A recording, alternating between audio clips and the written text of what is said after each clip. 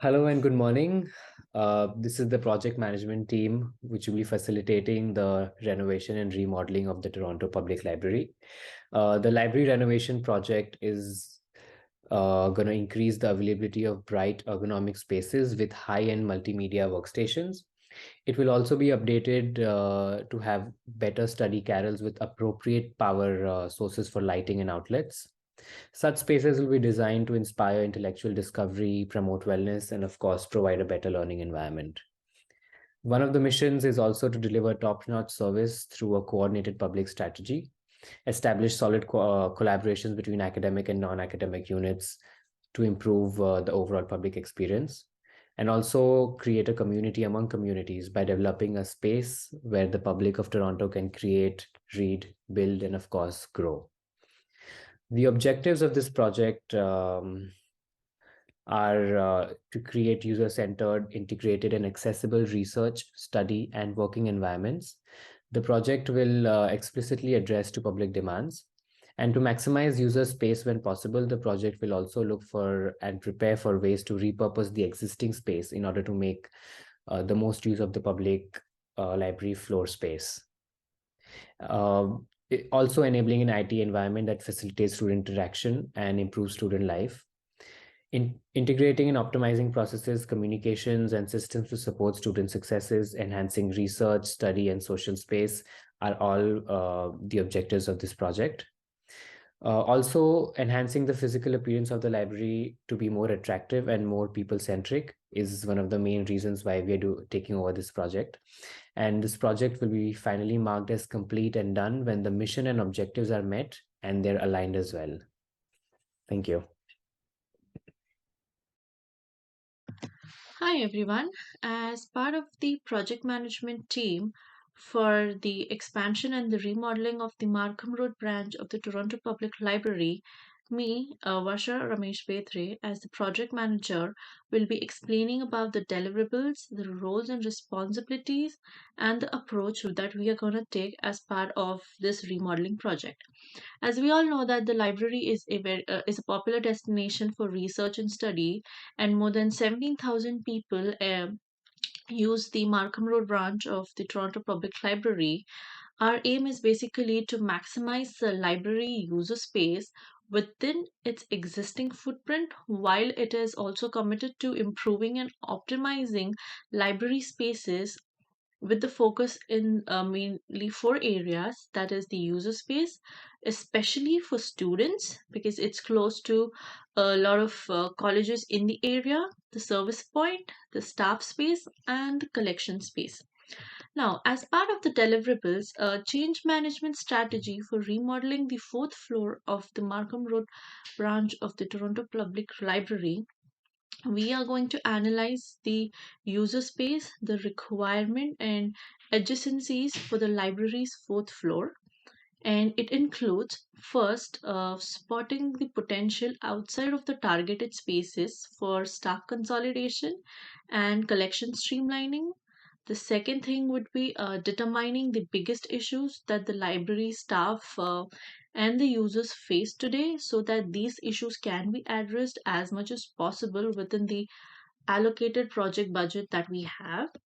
The next thing would be a consultation and communication plan, then planning the scope of work, the design for the selected renovation, the cost estimate for the renovation plan, and a staging plan for the indicated improvement.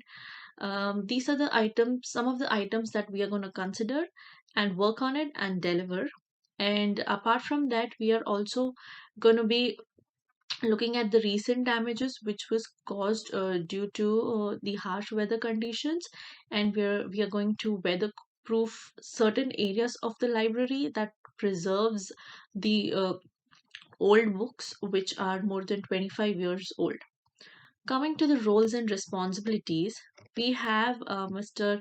Dhanraj Vyas, who's our project sponsor. He will be responsible for authorizing the project and who's going to help set all the goals for the project and will be part in key decision making. Next is me, Varsha Rameshwedar, who is the project manager. I'll be responsible for managing and monitoring the project closely. Next, we have our project lead, who's Rosemary Ide, who's going to ensure that all our operations are going to run smoothly. Next is our lead architect, who is Ikena Benjamin. He is going to be responsible for approving all the design and the structural plans and closely monitor all the plans with regards to the design. And next, we have our designer, Mr. Gijo Alcantara, who's going to manage and design the interiors, redesign the interiors um, of the library, keeping in mind a particular theme. The next thing would be our approach. So we are planning to go with an engaged iterative planning that makes the best practices use of the best practices in project management and stakeholder management, and this is going to define the entire project process. So now, by utilizing the possibilities for growth and leadership within the project, the renovation will support a new skills for new times approach, and it is also going to promote the development of the next generation of library space planners. Now, in addition to consultation at each crucial step of the project and associated sub-projects, consultation to define the vision also will take place. Now, to ensure the successful delivery of all the project deliverables, the following steps and actions will be taken care of. So now, the first thing would be to hold the project sponsor accountable for important decisions such as approving the deliverables. Second thing is to consult the advisory committee to help with critical decisions and initiatives. The next thing would be, since we are handling big renovations, it requires a lot of labor and funding, and ensuring renovations will be phased rather than happening all at once. The staging strategy will include independent sub-projects. Now, where relevant and practical, we'll have project planners collaborate with certain qualified consultants where as and when it is required. The next thing would be to request comments on designs from a selected member of important target audience groups. And the next thing would be to keep the library's strategic directions and user-centered universal designs as our main priorities. So this is a part of our approach, and the further thing will be explained by other team members. Thank you so much. Hello, everyone. My name is Rosemary Ede, and I'm going to be discussing the stakeholders, the assumptions, and risks which are involved in the renovation of Toronto Public Library. Who are the stakeholders? The stakeholders are individuals who are involved or impacted by this project. The stakeholders for the renovation of Toronto Public Library include children, parents, government, fundraisers and philanthropists, youths. Assumptions. According to PMBOK, an assumption is a factor in the planning process which is considered to be true, real, or certain without proof or demonstration. The assumptions for this project are that the budget for renovation or expansion of the library will be sufficient, project and individual tasks will be completed at the scheduled time, resources for this project will be sufficient, the total cost of daily operation will remain unchanged, all materials and equipment needed will be obtained and available to be used for conducting the project, all goods and materials will be supplied by the supplier at the appropriate time, best condition and of good quality. Risk. A risk could be said to be an uncertain event which may occur. The risks which is likely to occur for this project are health or safety hazard which can lead to injury or accident, change in scope of work or change order, unsecure renovation or construction sites, delay in the projects, unexpected increase in the cost of materials.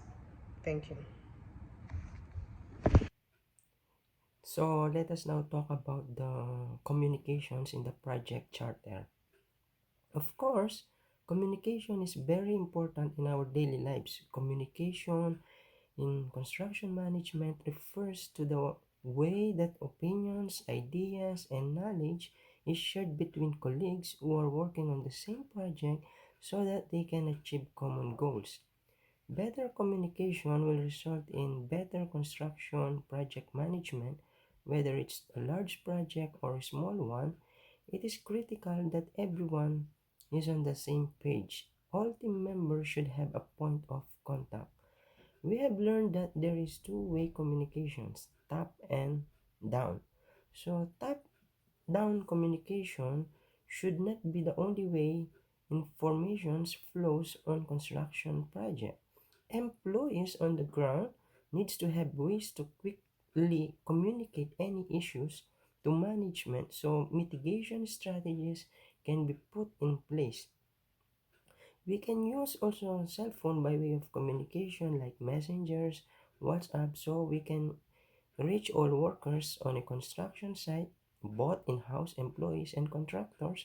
We can be sure that the information will be sent quickly and everyone will be able to access it. And the most important is to ensure all communications is clear, factual, and professional. That is, we have to send well-written messages that are easy to understand, stick to the facts, and are relevant.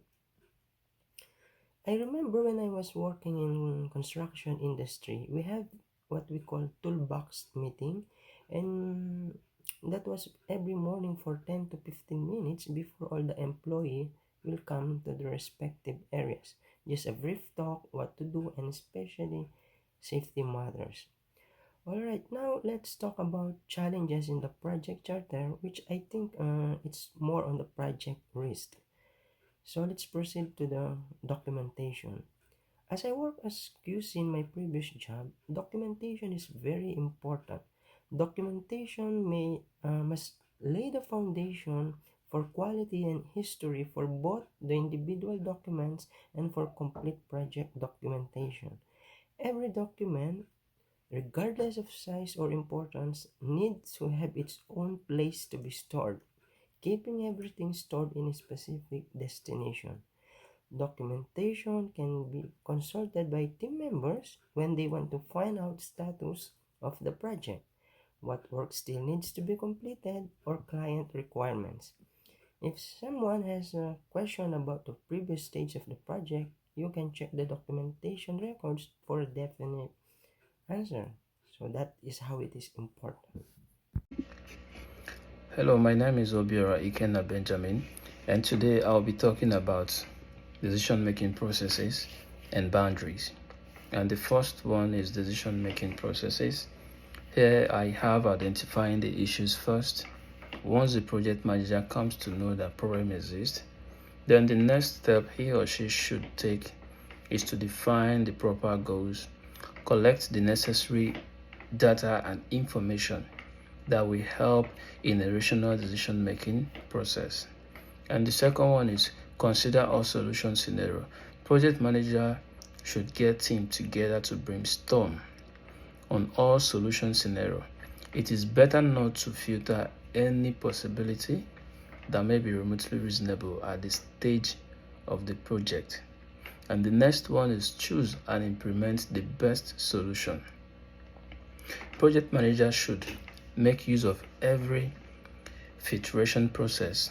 They should be able to decide on the best solution for the impending problem and quickly put that into consideration and also put that into action for a better result. And the final one is keep monitoring the results.